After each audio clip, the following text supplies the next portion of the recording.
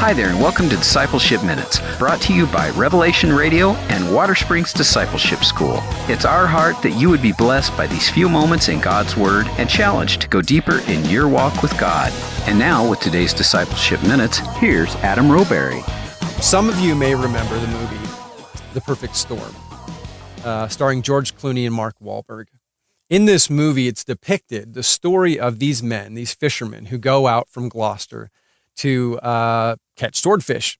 And they're sort of compelled forward on this mission by their boss, the owner of the fishing vessel, who basically is threatening to take away their livelihood, take the vessel from them. And so he gives them one more chance to go out and find the fish. And these men, they go out and they're searching and searching and they're searching and they come up short, and they keep coming up short.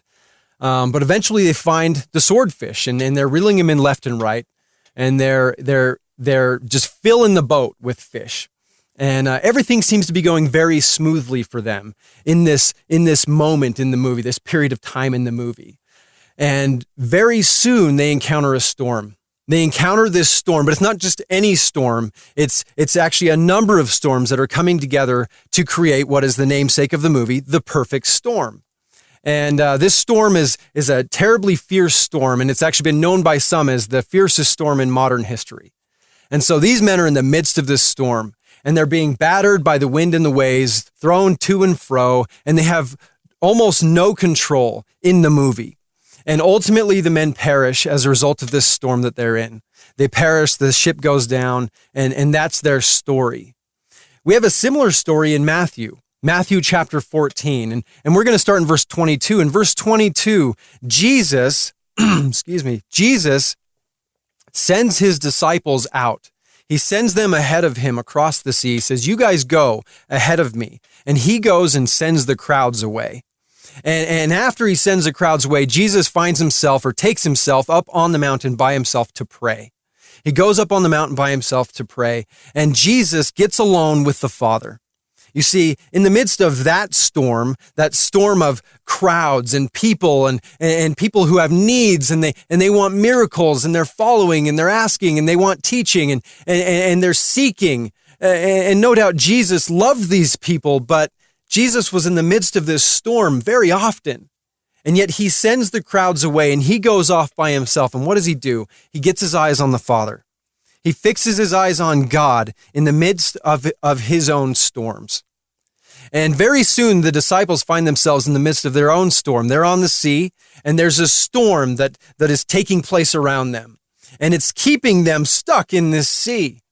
And these disciples are terrified. They're very afraid. And then comes Jesus walking on the water.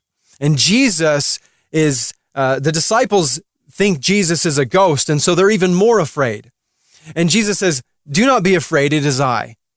He says, "Do not be afraid, it is I." You see, Jesus doesn't want his disciples to be afraid. You see, Jesus actually sends his disciples out into storms, and yet he doesn't want you to be afraid. Peter calls out to Jesus and says, "Jesus, if it is you, call me out to you on the water." And Jesus says, "Come." And Peter steps out of the boat, places his feet on the water, and begins to walk. And he's walking toward Jesus. And then it says, Peter saw that the wind was contrary, and he began to sink. You see, the implication is that Peter got his eyes off of Christ.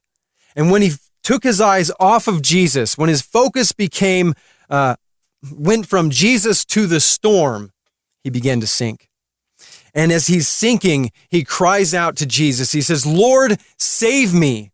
And Jesus saved him. You see, Peter very quickly got his eyes back on Christ, got his focus back on Christ. And as a result, he was saved. You see, Jesus sends his disciples out. He sends you out, sometimes into storms, sometimes into pain, sometimes into suffering. But he doesn't want you to be afraid. And how can you be in storms and not be afraid? Well, you fix your eyes on Christ. And when you fix your eyes on Jesus, he empowers you to rise above, to walk above the storms in a sense. Yes, you're still in the midst of them. Yes, you still experience the pain. Yes, you still feel the effects of the storm. But with your eyes fixed on Christ, you persevere and you push through, and Jesus will get you through the storms, and you will rise above. So Are you experiencing storms in your own life? Because Jesus wants his disciples to experience the storms of life while fixing their eyes on him and depending on him to get through. Thanks for listening to Discipleship Minutes, brought to you by Water Springs Discipleship School and Revelation Radio.